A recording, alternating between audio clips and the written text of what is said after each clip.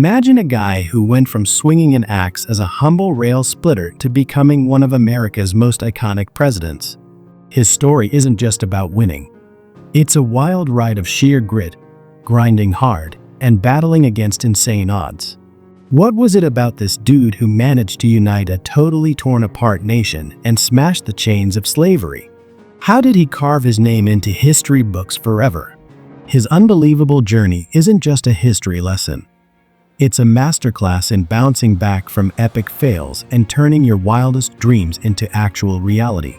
Get ready for an inspo-packed saga that'll seriously make you rethink what's possible in your own life. Alright, let's rewind. Forget the fancy portraits and the penny. We're talking about a kid born in a literal log cabin in rural Kentucky, then later moving to Indiana and finally Illinois. This wasn't some silver spoon start, folks. This was dirt under your fingernails, manual labor, carve your own path kind of beginning. Young Abe grew up in a world where school was a luxury, not a given. We're talking maybe a year total of formal education tops.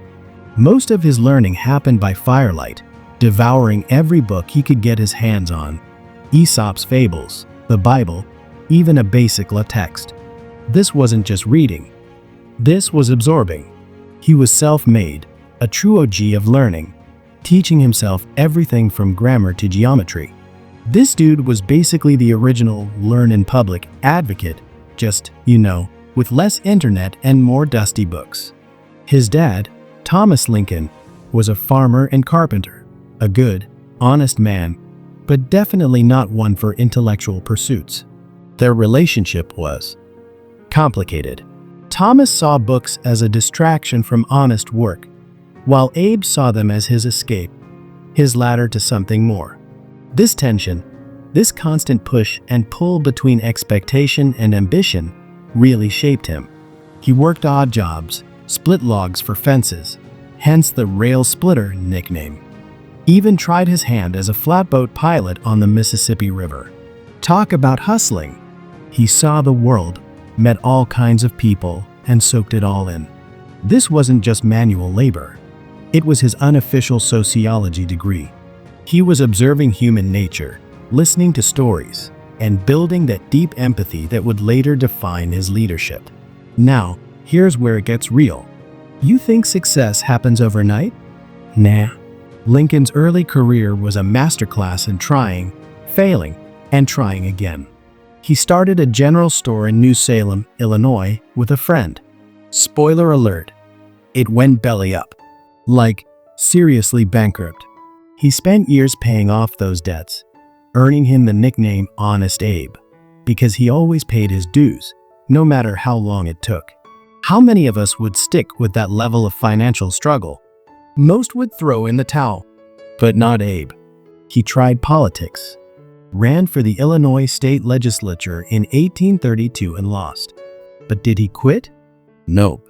He ran again 2 years later and won. This wasn't just about getting elected.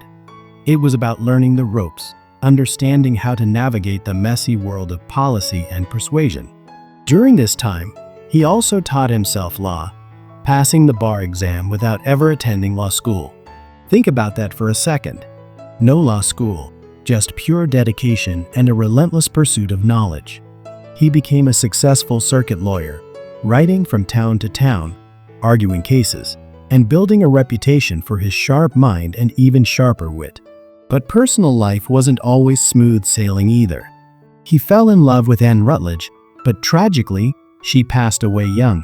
That hit him hard, pushing him into a deep depression. Later, he married Mary Todd, a spirited, intelligent woman from a prominent Kentucky family. Their relationship was, to put it mildly, a roller coaster. Highs, lows, public arguments, but also a deep bond and shared ambition. Mary was a political animal herself, pushing Abe to reach higher. She was his confidant, his critic, and sometimes his greatest challenge. But through it all, they were a unit, facing incredible personal tragedies together. The loss of 3 of their 4 sons, a heartbreak almost too immense to imagine.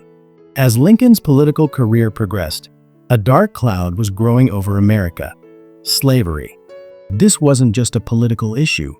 It was a moral stain, tearing the nation apart. Lincoln, initially, wasn't an abolitionist in the radical sense.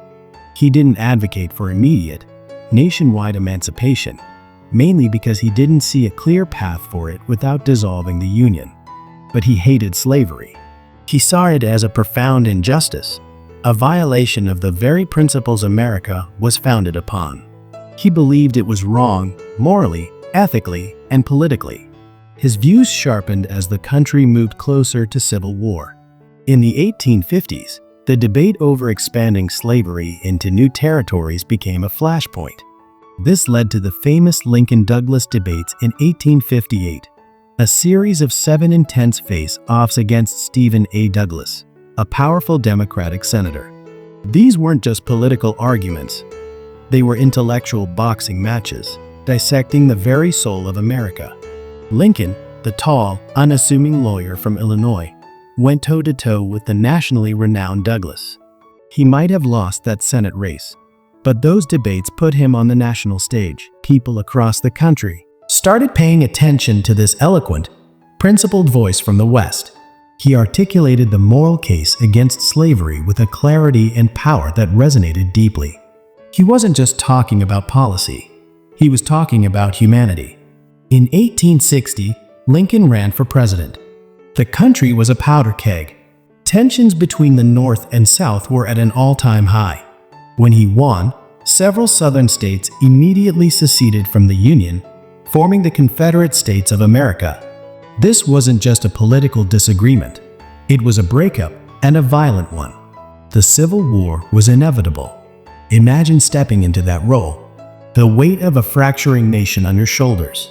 Lincoln's presidency was defined by war, sacrifice, and the monumental task of preserving the Union. He faced constant criticism, military setbacks, and unimaginable pressure. His generals often underperformed, the public grew weary, and the Union itself seemed on the brink. But Lincoln never wavered. He learned to be a wartime president, making tough decisions, often unpopular ones. He fired generals, implemented controversial policies, and pushed forward with a vision for a united America. One of his most defining acts was the Emancipation Proclamation in 1863. This wasn't just a legal document. It was a moral declaration, freeing enslaved people in Confederate states and fundamentally changing the character of the war. It turned the fight from just preserving the Union into a fight for human freedom. It was a game changer, both militarily and morally. This move, combined with the tireless efforts of Union soldiers, slowly but surely turned the tide of the war. The war was long, brutal, and costly. Battles like Gettysburg and Vicksburg were pivotal, but the human toll was staggering. Lincoln visited battlefields, comforted wounded soldiers, and felt the weight of every lost life. His second inaugural address, delivered in 1865, just weeks before the war ended, is a masterpiece of American rhetoric. It wasn't about vengeance or victory laps. It was about reconciliation, healing, and moving forward with malice toward none, with charity for all. He understood that winning the war was only half the battle. Uniting the country afterward would be the true test.